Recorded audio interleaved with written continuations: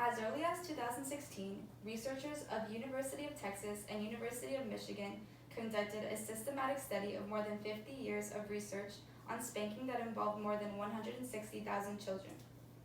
The analysis reviewed found that spanking is an ineffective way to discipline children and has harmful effects, nearly as harmful as more serious physical abuse such as punching.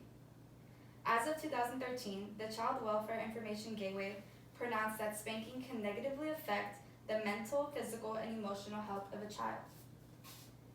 The negative effects of spanking include repressing emotions, which can lead to fractured parent-child bonds, an increase in aggressive problem-solving, and affect a child's chance at a higher IQ. In fact, human development expert E.T. Geroff's meta-analysis of the 160,000 children who experienced corporal punishment recovered that spanking is linked to 13 out of 17 negative outcomes. When parents use physical discipline with their children, they are modeling the use of aggression as means of controlling the behavior of others, says researcher of Cornell James Powers, who specializes in the impact of violence on youth, says when physical punishment such as spanking occurs, a child becomes fearful.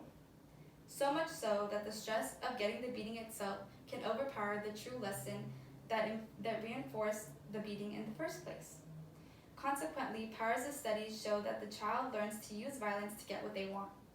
This can fracture the parent-child dynamic, whereas the child will grow to be fearful of the parent and in some cases violent. Further studies analyzed by the Child Welfare Gateway information claim that if abused at a young age, the child can become aggressive and use violence as an effective mechanism for problem solving.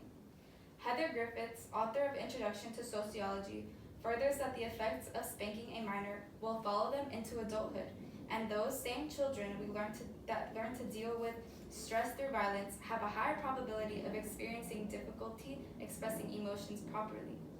Furthermore, researchers from the University of New Hampshire verified that spanking children can affect a child's intelligence.